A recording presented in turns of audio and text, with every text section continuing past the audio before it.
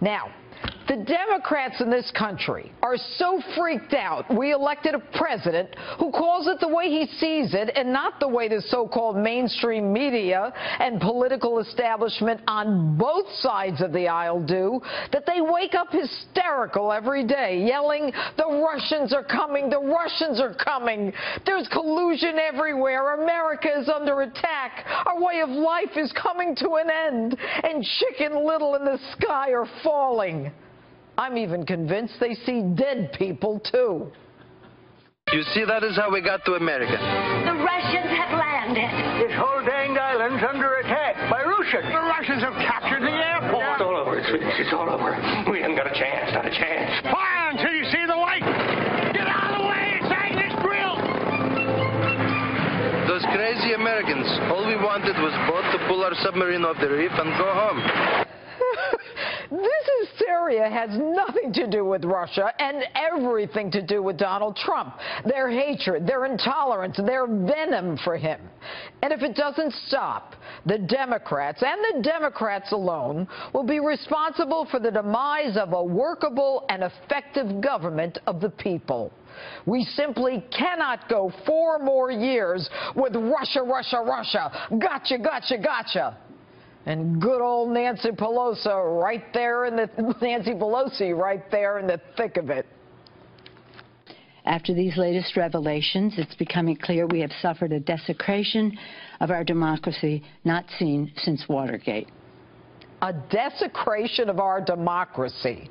Say what? So Donald Trump Jr., a political neophyte, gets an email from a friend saying he has information that would incriminate Hillary and her dealings with Russia that would be useful to his then candidate father running for president. He has the meeting less than 20 minutes, and the discussion ends up on rescinding the ban on Russian adoptions. Nothing beneficial to the campaign comes out. But now the hue and cry, indict him for treason, for collusion, for campaign finance violations. Now, I got news for you. There is no law that says a campaign cannot accept information from a foreign government. If that were the case, everyone on a campaign who talks to a foreign national is committing a crime. And for you geniuses out there, there can be no treason since we're not at war with Russia. And by the way, the DNC and Hillary colluded with the Ukrainians to get information on Trump at the same time. And real covert operatives who understand meddling in other countries' elections say this is not how Russia would meddle in the election. That's not how it's done. Let's be clear. The Russians are masters at this kind of thing. They know exactly what they're doing. And no, it would be done in the dead of night, and you wouldn't see any evidence of it. It would not happen in the middle of a Senate office building in broad daylight. So now Donald Jr. is at fault for agreeing to meet someone to get opposition research. Now, as someone who's run for office 5 times, if the devil called me and said he wanted to set up a meeting to give me opposition research on my opponent, I'd be on the first trolley to hell to get it. And any politician who tells you otherwise is a bald-faced liar. So why the frenzy? Right after Hillary lost the election, Barack Obama imposes sanctions on Russia for hacking the DNC. Now, we all knew that Obama knew all along what Russia was up to, but he did nothing because he and the idiot pollsters predicted Hillary would win. So he felt no need to jeopardize his great relationship with Russia. That's what I said. Obama's great relationship with Russia. It was Obama in 2009 who gave the reset button to make nice with Russia. And when it came out, he knew about the hacking and the possible impact on the election. He says he told Putin to cut it out. Now, I personally don't even think he said that. So, the Russians hacked the DNC emails exposing two-faced Hillary and her lies, Donna Brazile giving Hillary questions for the debate, Debbie Wasserman Schultz knocking out Sanders to clear the playing field for her girlfriend Hillary, and Barack does nothing. Why? For your information, meddling in another country's election is not new to the United States. Barack Obama's State Department gave $300,000 to a not-for-profit in Israel to defeat Netanyahu. And for all you snowflakes out there, the U.S. has been meddling in other elections in other countries for decades. We staged a coup in Guatemala a number of decades ago where we overthrew the government of Guatemala. We replaced the elected government of Iran with the Shah in 1953.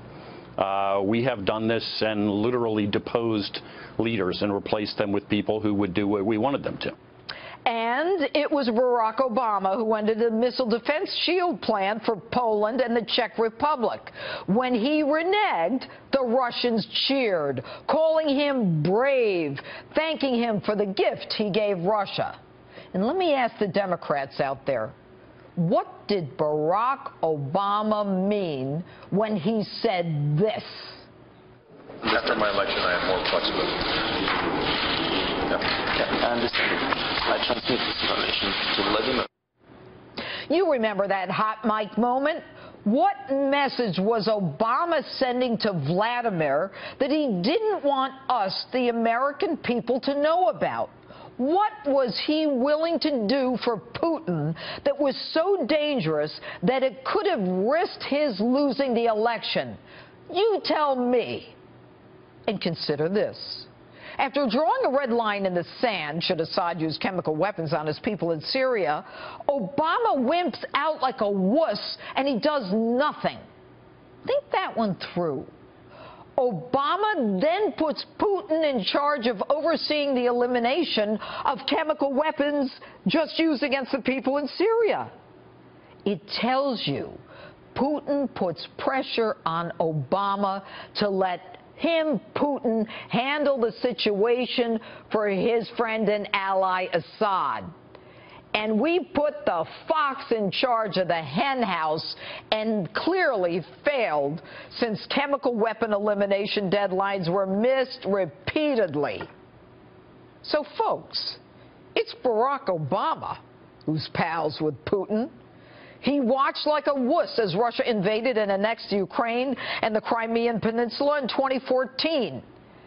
And just to bring you up to date, it was his Department of Justice that let in the Russian lawyer Veselnitskaya without a visa and let her in under extraordinary circumstances, allowing her to then sit in the front row of a congressional hearing.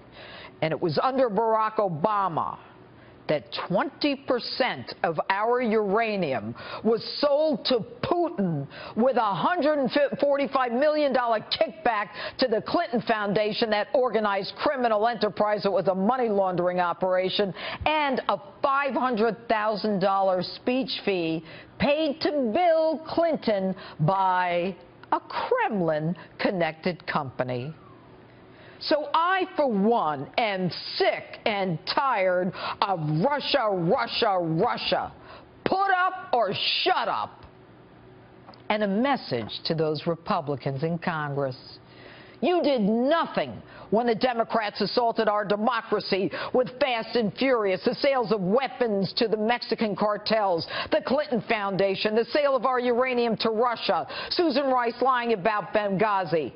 I want Loretta Lynch, Susan Rice, Hillary Clinton, and the rest of that gang under oath. So why don't you Republicans start supporting President Trump, face down this Russian nonsense, and start working for us, the American people? That includes health care. Otherwise, you're no better to us than the Democrats. And that's my open. Tell me what you think on my Facebook page or Twitter, #Judge Jeanine.